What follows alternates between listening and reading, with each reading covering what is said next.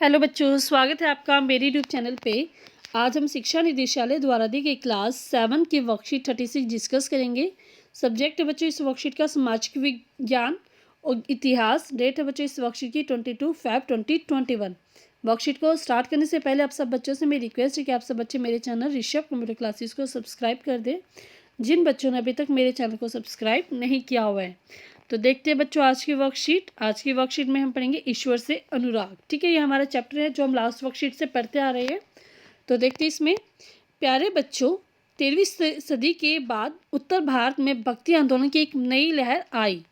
यह एक ऐसा युग था जब इस्लाम, हिंदू धर्म, सूफी मत, भक्ति की विभिन्न धाराओं ने और नागपंथियों, सिद्धों और योगियों ने परस्पर एक दूसरे को प्रभावित किया। तो इन सभी में क्या बताया गया कि जो हिंदू धर्म है, इस्लाम है, सूफी मत, ये सभी जो थे इन्होंने एक दूसरे को आपस में प्रभावित किया और एक दूसरे को ईश्वर से भक्ति के प्रति एक दूसरे के बारे में जानकारी हासिल की। इनमें से कुछ के बारे में आज हम जानेंगे। तो कुछ देखते हैं इनके बारे में आज हम। तो फर्स्ट है, हम देखते हैं यहाँ पे तुलसीदास जी के बारे में। ठीक है, तुलसीदास जी की फोटो दिखाई दे रही है आपको। तुलसीदास ने ईश्वर को राम के रूप में धारण किया। तो तुलसीदास क्या मानते थे? ईश्वर को उन्होंने राम के रूप में माना था। उनकी प्रसिद्ध रचना रामचरितमानस है, जो कि अवधि में लिखी गई है। ठीक है, आप सबने सुना होगा कि रामचरितमानस किसने लिखी थी? तुलसीदास ने। और वो किस भाषा में लिखी गई थी? अवधि भाषा में। नेक्स्ट है, इससे इनके भक्ति भाव एवं साहित्यिक कृति दोनों की अभिव्यक्ति होती है। ठीक है, नेक्स्ट है सूरदास। सूरदास जी है यहाँ पे, ये आपकी फोटो दिखाई दे रही है। सूरदास श्री कृष्ण के अनन्य भक्त थे, तो वो श्री कृष्ण को मानते थे। उनकी रचनाएं सूरसागर। ठीक है, तो उन्होंने कौन सी रचना की थी? सूरसागर, जो कि सुरसावली और साहित्य लहरी में संग्रहित है। इनसे इनके भक्ति भाव की अभिव्यक्ति होती है। तो जो उन्होंने रचना लिखी थी उनसे हमें पता चलता है कि वो भक्ति मतलब उनके भक्ति भाव की अभिव्यक्ति हो जाती है। नेक्स्ट है रविदास। रविदास भारत के महान संत, दर्शन शास्त्र, कवि, समाज सुधारक और ईश्वर के अनुयायी थे, जो निर्गुण संप्रदाय एवं संत परंपरा के व्यक्ति थे। ये संत परंपरा के व्यक्ति थे, मतलब ये संत थे। नेक्स्ट है दादू दयाल, शाखा के प्रमुख संत कवि थे। ठीक है, दादू के नाम से दादू पंथ चल पड़ा, तो इनके नाम से ही दादू पंथ चला था।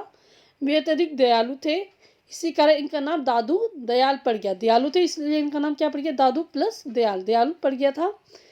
इन्होंने शब्द और साखी लिखी। इनकी रचनाएं प्रेम भाव पूर्ण है, मतलब इनकी जो रचनाएं हैं वो बड़ी ही प्रेम व्यक्त करती है। तो इनकी रचनाएं क्या है? प्रेम भाव पूर्ण है बच्चों। नेक्स्ट है मीराबाई। ये मीराबाई की फोटो है बच्चों। मीराबाई एक राजपूत कन्या थी। इनका विवाह मेवाड़ के राजसी घराने में हुआ था। वे कृष्ण के प्रति समर्पित थी। आपने सुना होगा मीराबाई किसकी पूजा करती थी बच्चों? कृष्ण भगवान जी की। उनकी भजनों में भक्ति भाव की अभिव्यक्ति होती थी। तो जो ये भजन गाती थी उससे हमें पता चलता है कि वे कितनी भगवान के प्रति समर्पित थी बच्चों। नेक्स्ट देखते हैं। अब आप करते हैं इस वर्कशीट के क्वेश्चन आंसर। फर्स्ट है, रामचरित्र मानस की रचना डैश भाषा में की गई थी। तो ये किस में की गई थी बच्चों? अवधि भाषा में। ठीक है, तो इसमें आप लिख दें अवधि भाषा में। यहाँ पे आपको दिखाई भी गया था यहाँ पे कि रामचरितमानस की रचना अवधि भाषा में की गई थी।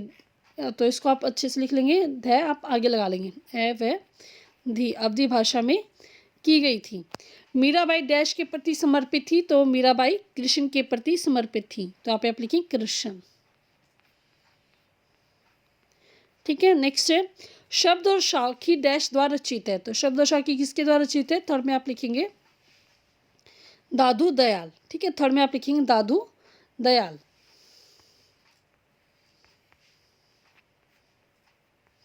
ये आपका थर्ड का आंसर हो गया। नेक्स्ट है सूरदास की रचनाओं को डैश और डैश में 3 ब्लैंक है बच्चों, तो तीनों के नाम आपको यहाँ पे लिखने हैं। तो इसमें आप लिखेंगे, तो इसका आंसर लिखेंगे सुरसागर, सुरसावली और साहित्य लहरी में संग्रहित है। तीनों ब्लैंक में पहले में आप सुरसागर, तो सेकंड में सुरसावली, थर्ड में आप साहित्य लहरी लिख देंगे। ये आपका क्वेश्चन फर्स्ट फोर्थ ब्लैंक में आप लिख देंगे। ठीक है, नेक्स्ट हम देखते हैं इस वर्कशीट की एक्टिविटी है।